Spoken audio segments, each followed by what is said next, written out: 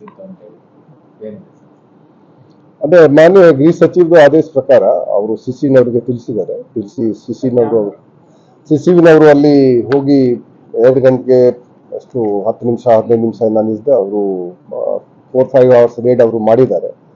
ಅವರೆಲ್ಲ ಕಡೆ ಸರ್ಚ್ ಮಾಡಿದ್ದಾರೆ. ಆದ್ರೆ ಇದು ಪ್ರಜ್ವಲ್ ರೇವಣ್ಣದು ಸೆಲ್ನಲ್ಲಿ ಒಂದು ಆಂಡ್ರಾಯ್ಡ್ ಮೊಬೈಲ್ ಫೋನ್ ಸಿಕ್ಕಿದೆ, ಒಂದು ಪೆನ್ ಡ್ರೈವ್ ಸಿಕ್ಕಿದೆ, ಮತ್ತೆ ಒಂದು ಚಾರ್ಜರ್ ಸಿಕ್ಕಿದೆ. ಅದು ಕೇಳಿದಾಗ ಅವರು ಅಸ್ಪಷ್ಟವಾಗಿ ಉತ್ತರ, ಬಹುಶಃ ಅವರು ಮಿಸ್ಗೈಡ್ ಮಾಡಕ್ಕೆ ಇನ್ನು ಟ್ರೈ ಮಾಡ್ತಾ ಇದ್ದಾನೆ. ಈಗ ನಾವು ಇದು ಗೊತ್ತಾಯ್ತು ಕಿ ಅವನು ಯೂಸ್ ಮಾಡ್ತಾ ಇದ್ದಾನೆ. ಸೊ ಆ ಭಾಗದಲ್ಲಿ ಇರುವಂತಹ ಯಾರು ಅಸಿಸ್ಟೆಂಟ್ ಸೂಪರಿಂಟೆಂಡೆಂಟ್ ಅಲ್ಲಿ ಇನ್ಚಾರ್ಜ್ ಇದ್ರು ಅವನಿಗೆ ನಾವು ಸಸ್ಪೆಂಡ್ ಮಾಡಿದ್ವಿ. ಮತ್ತೆ ಈಗ ಯಾರು ಜೈಲರ್ ಅಥವಾ ಬೇರೆ ಅಲ್ಲಿ ಇದು ಸಿಬ್ಬಂದಿಗಳು ಅಧಿಕಾರಿಗಳು ಇದ್ದಾರೆ, ಅವರದ್ದು ಏನು ರೋಲ್ ಇದೆ ಅದರ ಸಲುವಾಗಿ ನಾವು ಇದು DIG ಖನ್ಗಾವಿ ಅವರಿಗೆ ನಾವು ಇದು ಕೆಲಸ ನಾವು ವಹಿಸಿದ್ದೀವಿ. ಅವರು ನಾಳೆಯಿಂದ ಇನ್ಕ್ವೈರಿ ಮಾಡ್ತಾರೆ. ಮತ್ತೆ SP ಬ್ಯಾಂಗ್ಳೂರ್ ಸೆಂಟ್ರಲ್ ಪ್ರಿಸನ್ ಅವರಿಗೆ ಕೂಡ ನಾವು ಸೋಕಾಸ್ ನೋಟಿಸ್ ಕೊಟ್ಟಿದ್ದೀವಿ. ಯಾಕಂದ್ರೆ ಅವರು ಅಲ್ಲಿ ಹತ್ತಿರದಲ್ಲಿ ಈ ಎಲ್ಲ ನಡೀತಾ ಇತ್ತು, ಮತ್ತೆ ಈ ಲೋಪದೋಷಗಳು ಆಗಿದೆ, ಅದು ಒಂದು. ಮತ್ತೆ ಇನ್ನೊಂದು ವಿಷಯಕ್ಕೆ ನಾವು ಅವನು ನಿನ್ನೆ ಕೈದಿದ್ದು ಬಟ್ಟೆ ಧರಿಸಲಿಲ್ಲ, ನಾನು ಕೇಳಿದ್ದೆ. ಈ ಬಗ್ಗೆ ನಮಗೆ 3 ತಿಂಗಳ ಹಿಂದೆ ಯಾರು ದೂರು ಕೊಟ್ಟಿದ್ರು. ಆ ಟೈಮ್ ನಾನು ಅವ್ರಿಗೆ ಮೆಮೊ ಇಶ್ಯೂ ಮಾಡಿದ್ದೆ ಕಿ ಕಡ್ಡಾಯವಾಗಿ ಎಲ್ಲರೂ ಇದು ಯಾರು ಸಜಾಬಂದಿ ಪ್ರಿಸ್ನರ್ಸ್ ಇದ್ದಾರೆ ಅವರು ಪ್ರಿಸನ್ ರೂಲ್ಸ್ ಪ್ರಕಾರ ಫಾಲೋ ಮಾಡಿಕೊಂಡು ಕೈದಿದ್ದು ಬಟ್ಟೆ ಹಾಕಬೇಕು. ನಿನ್ನೆ ಅದಕ್ಕೂ ಹಾಕಿರಲಿಲ್ಲ. ಸೊ ಇದೆಲ್ಲ ಈ ಲೋಪದೋಷಗಳು ನಾವು ಹೇಳಿದ್ರು ಕೂಡ ಇದು ಫಾಲೋ ಆಗಿಲ್ಲ. ಅದರ ಸಲುವಾಗಿ ಅವರಿಗೆ ಕೂಡ ಸೋಕಾಸ್ ನೋಟಿಸ್ ನಾವು ಕೊಟ್ಟಿದ್ದೀವಿ.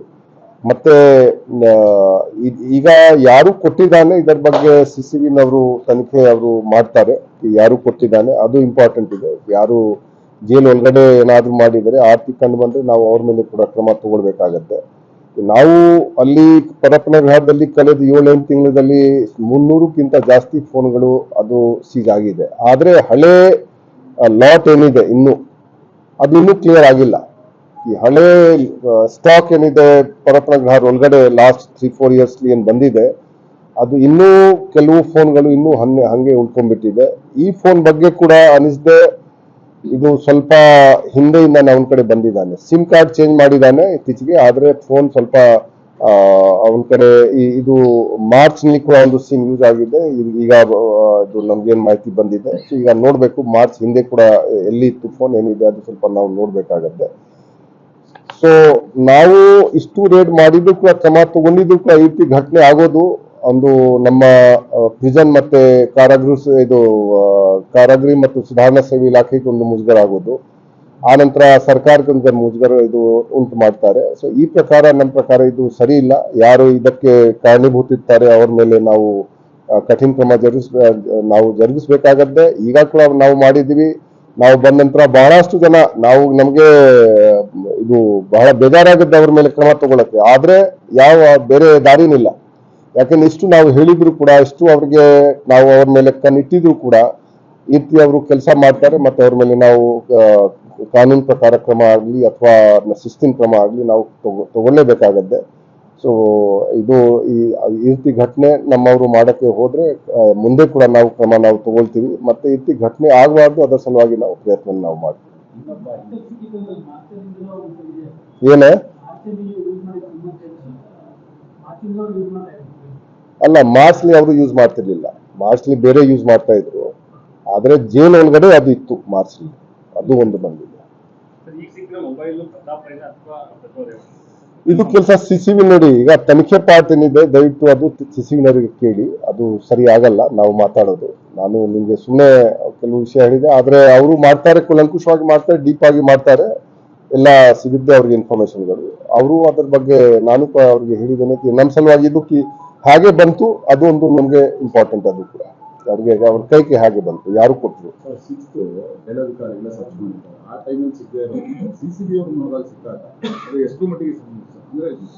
ಅಲ್ಲ ನೋಡಿ, ಈಗ ಸಿಸಿವಿನವರು 10 ಸರ್ತಿ ರೇಡ್ ಮಾಡಿದ್ದಾರೆ, ಆದ್ರೆ ಅವ್ರಿಗೆ ಯಾವ ಮೊಬೈಲ್ ಫೋನ್ ಸಿಕ್ಕಿಲ್ಲ. ನಮ್ಗೆ 300 ಮೊಬೈಲ್ ಫೋನ್ ಲಾಸ್ ಇದು. ಅದು ಆರ್ತಿ ತಾಳ್ಮೆ ಮಾಡಕ್ಕೆ ಆಗಲ್ಲ. ಆದ್ರೆ ಅದು ಏನಾಗಿರ್ಬೇಕು, ನಮ್ಮ ಅಧಿಕಾರಿಗಳು ಕೂಡ ಯಾರು ಸಿಗ್ನಲ್ ಕೊಟ್ಟಿರ್ಬಹುದು ಆ ಟೈಮ್ಗೆ ಇವರಿಗೆ ವಿಶೇಷವಾಗಿ.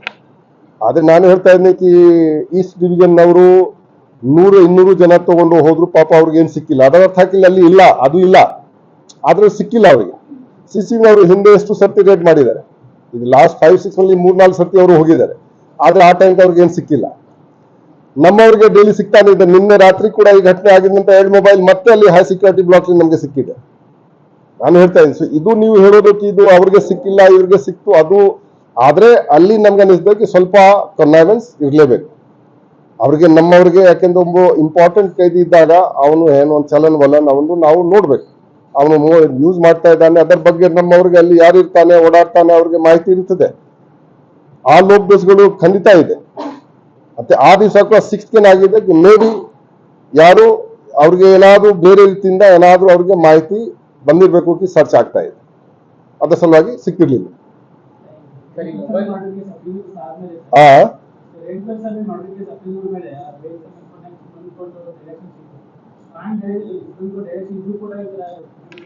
ಏನು ಸ್ಟ್ರಾಂಗ್ ಡೈರೆಕ್ಷನ್ ಅವ್ರ ಸಲುವಾಗಿ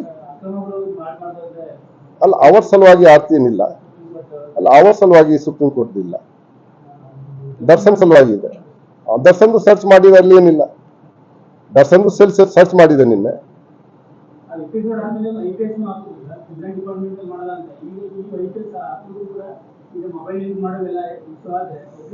ಅಲ್ಲ ನೋಡಿ, ಎಲ್ಲ ನೋಡಿ, ಈಗ ಏನಿದೆ ಸಮಸ್ಯೆ ಏನಿದೆ ಕಿ ಯಾವ ಒಂದು ಘಟನೆಯಿಂದ ನಾವು 100 ಒಳ್ಳೆ ಮಾಡಿದರೆ ಅದೆಲ್ಲ ಹೊರಟೋಗುತ್ತೆ, ಗೊತ್ತಿದೆ. ವಿಶೇಷವಾಗಿ ಈ ರೀತಿ ಒಂದು ಹೈ ಪ್ರೊಫೈಲ್ ಜನ ಕಡೆ ಸಿಕ್ಕರೆ ಅದು ಡೆಫಿನೆಟ್ಲಿ ಅದು ತಪ್ಪಿದೆ. ನಾವು ಅದಕ್ಕಾಗಿ ಯಾರು ಇದ್ದಾರೆ ಸಂಬಂಧಪಟ್ಟ ಅಧಿಕಾರಿ ಅವ್ರಿಗೂ SCN ಇಶ್ಯೂ ಮಾಡಿದ್ದೀನಿ. ಯಾಕೆಂದ್ರೆ ಜವಾಬ್ದಾರಿ ಅವರದ್ದು ಕೂಡ ಇರ್ತಿದೆ. ಮತ್ತೆ ನಾನು ಬಟ್ಟೆ ಬಗ್ಗೆ ನಾನೇ ವಿಶೇಷವಾಗಿ ನಾನು ಹೇಳಿದ್ದೆ. ಸೊ ಅವರು ಇನ್ನೂ ಜಾಗರೂಕತೆ ವಹಿಸ್ಕೊಳ್ಬೇಕು. ಯಾರಿಗೆ ನಾವು ತೊಂದರೆ ಕೊಡಬೇಕು ನಮ್ಮ ಅಧಿಕಾರಿಗಳಿಗೆ ಅಥವಾ ಅವ್ರಿಗೆ ಸಮಸ್ಯೆ ಮಾಡಬೇಕು ನಮ್ಮ ಉದ್ದೇಶ ಇಲ್ಲ. ಆದ್ರೆ ನಮ್ಮ ಕಾರ್ಯವೈಖರಿ ಏನಿದೆ ಅದು ಸುಧಾರಿಸಬೇಕು. ನಾನು ಆಗ್ಲಿ ಅಥವಾ ನಮ್ಮ ಸಿಬ್ಬಂದಿ ಆಗ್ಲಿ ಅಥವಾ ನಮ್ಮ ಅಧಿಕಾರಿ ಆಗ್ಲಿ ನಾವು ನಮ್ಮ ಲೋಪದೋಷಗಳು ಸರಿಪಡಿಸ್ಬೇಕು. ಏನು ಲೂಪ್ಹೋಲ್ಸ್ ಇದೆ ಅದು ನಾವು ಸರಿಪಡಿಸ್ಬೇಕು. ಅದು ನಾವು ಮಾಡದೇ ಇದ್ರೆ ಈಗ ಹಂಗೆ ಬಿಟ್ರೆ ಮತ್ತೆ ಅದು ಸರಿ ಇರಲ್ಲ. ಸೊ ಯಾರು ಆಗ್ಲಿ, ಅದು ನಾನು ಆಗ್ಲಿ ನಮ್ಮ ಅಧಿಕಾರಿಗಳು ಆಗ್ಲಿ ಯಾವಂತ ಅಧಿಕಾರಿಗಳು ಆಗ್ಲಿ ನಾವು ನಮ್ಮ ಇದಕ್ಕೆ ಸ್ಟೆಪ್ ಅಪ್ ಮಾಡ್ಬೇಕು. IPS ಆಫೀಸರ್ ಹಾಕಿದ್ದಾರೆ, ಅಲ್ಲಿ ಹಾಕಿದ್ದಾರೆ, ಅಥವಾ ಇಲ್ಲಿಗೂ IPS ಆಫೀಸರ್ ಹಾಕಿದ್ದಾರೆ. ಯಾಕಂದ್ರೆ ಇದು ಪ್ರಿಸನ್ ಡಿಪಾರ್ಟ್ಮೆಂಟ್, ಒಬ್ರು IPS ಆಫೀಸರ್ಗೆ ಹಾಕಿದ್ದಾರೆ. ಸೊ ನಾವು ಕೂಡ ನಮ್ಮ ಯುಟಿಲಿಟಿ ಏನಿದೆ ನಾವು ತೋರಿಸ್ಬೇಕು. ಅದರ್ವೈಸ್ ಪ್ರಿಸನ್ ಅವರೇನ ಅದು ಮುಖ್ಯಸ್ಥ ಆಗ್ಬೋದು, ಒಬ್ರು IPS ಯಾಕೆ ಮುಖ್ಯಸ್ಥ ಆಗ್ಬೇಕು, ಅದು ಕೂಡ ಪ್ರಶ್ನೆ ಬರುತ್ತೆ. ಸೊ ನಾವು ಸರ್ಕಾರ ನಿರೀಕ್ಷೆಗೆ ಮತ್ತೆ ಜನರ ನಿರೀಕ್ಷೆಗೆ ನಾವು ತಕ್ಕಂತ ನಾವು ಕೆಲಸ ಮಾಡ್ಬೇಕು. ಇದು ಡೆಫಿನೆಟ್ಲಿ ಇದೊಂದು ಲೋಪ್ ಇದೆ, ಇದರ ಬಗ್ಗೆ ಏನು ಹೇಳಕ್ಕೆ ಆಗಲ್ಲ. However is responsible they will face the music. ಅದು ನಾವು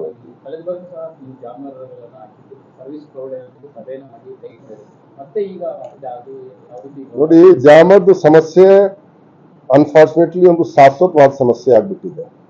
ಈ ಯಾವಾಗ ಜಾಮರ್ 15 years ಹಿಂದೆ ಇದು ಹಾಕಿದ್ರು, 2G ಜಾಮರ್ ಹಾಕಿದ್ರು.